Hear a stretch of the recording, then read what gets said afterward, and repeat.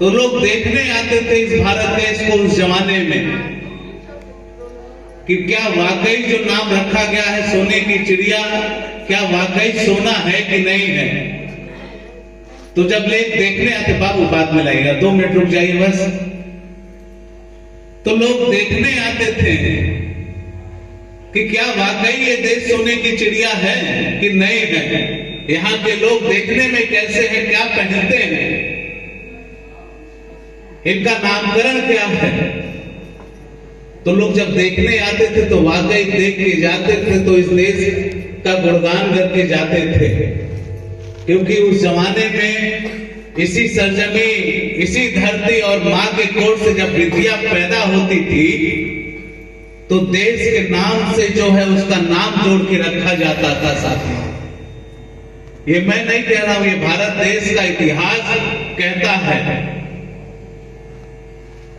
जब माँ बेटी को जन्म देती थी तो उसका नामकरण उस जमाने में लखपतिया, सोनपतिया, चनपतिया, धनपतिया, लक्ष्मीनिया, सोनमती, चांदमती ये नाम हुआ करता था। गलत करे तो बताओ चाची। उस जमाने में हाथों में चूड़ी नहीं हुआ करता था। गुजहा वगैरह, हुमेल वगैरह, कड़ा वगैरह, हंसुली वगैरह ये चीजें हाथों में होती थी। वो चांदी का जेवर होता था।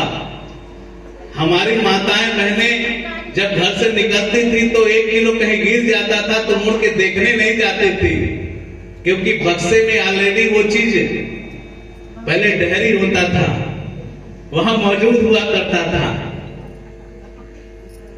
तब उस जमाने में देश का नाम सोने की चिड़िया, उस देश में जो है लोग दुनिया विश्व गुरु के नाम से जाने जाते थे साथियों।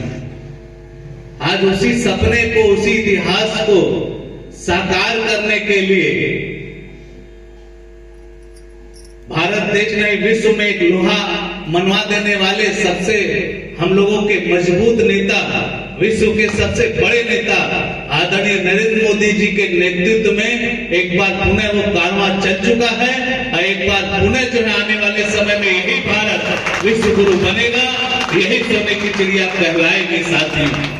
क्योंकि अब तक इन महिलाओं के प्रति, उस परिवार के दुख दर्द के प्रति कोई सोचने वाला नहीं था साथियों।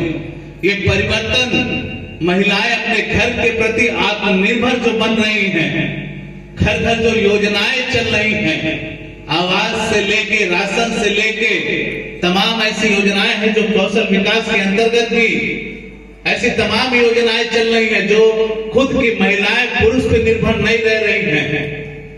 ये अपने आप पे निर्भर होते हुए अपने परिवार और देश को आगे बढ़ाने के लिए काम कर रहे हैं। मैं चाहता हूं आप सभी लोगों के लिए एक बार जोरदार तालियों के साथ स्वागत, अभिनंदन होना चाहिए साथियों।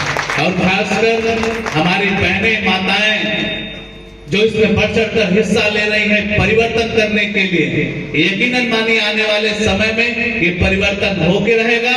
इसके लिए दुनिया की कोई ताकत नहीं रोक पाएगी साथियों, इसमें कोई संदेह नहीं। मैं तो हमेशा किसी भी समस्या के समाधान के लिए आप ही लोगों के बीच में एक बेटा और भाई बन के जो है मैं उपस्थित रहता हूँ। मेरी कोशिश रहती है हर समस्या का समाधान हो, मगर उस प्रयास में आपका प्रयास बहुत जरूरी है। जब तक हमें आप लोग अवगत नहीं कराएंगे तब तक उस समस्या का समाधान नहीं होगा साथियों।